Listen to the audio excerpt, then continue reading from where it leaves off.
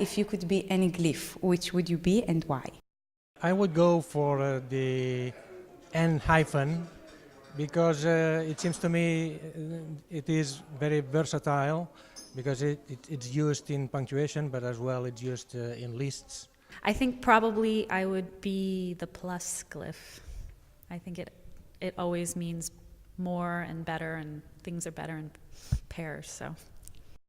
You're in the process of a big adventure, graphic means, the movie you're directing, producing, creating. What are your aims and hopes for this movie in all its different stages? I think my greatest hopes are that young designers understand how things came together before the digital era and appreciate what they have now and what people who did manual work, manual production work, the skills that they had. And then on top of that, I want those people who did this work to feel appreciated and also to enjoy the memories, even if sometimes the memories can be a little frustrating.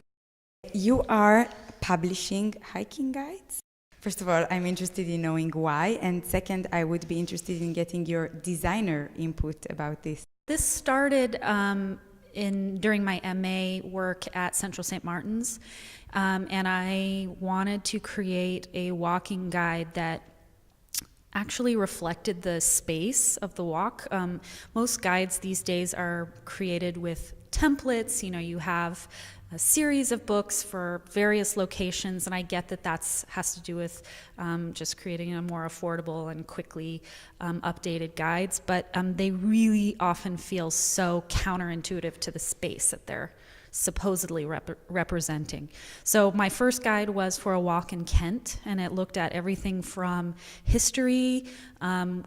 It goes through the estate home of Vita Sackville West, who was the lover of Virginia Woolf. It looks at the plant life there. It looks at the farming that happens there. So it's sort of also about recognizing the sort of lesser appreciated elements. And then when I got back to the States, I created a walking book for my hometown of Oakland, California.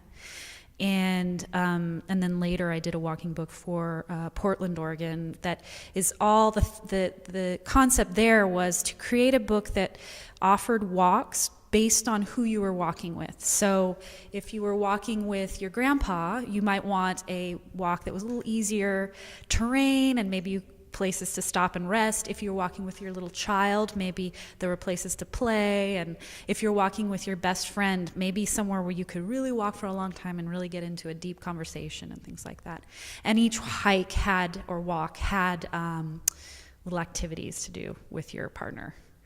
So yeah, I think someday I will get back to that, but right now I think my heart and my mind are really in design history. It's been kind of an interesting transition for me. Out of your talk and the premiere of the movie, what would you like the ATypI attendees to take home with them? I think simply an interest in the transition from manual processes to digital, and how while it was a major change, they are just tools, and there's beautiful work that has come from both eras, and it will continue. You know, we saw a talk today about artificial intelligence creating a typeface. So that had never even occurred to me until I saw that talk, and so perhaps that's the next step. And who knows, what will a person like April Greiman do with a forward-thinking designer? What will they do with a typeface that comes from a computer, essentially?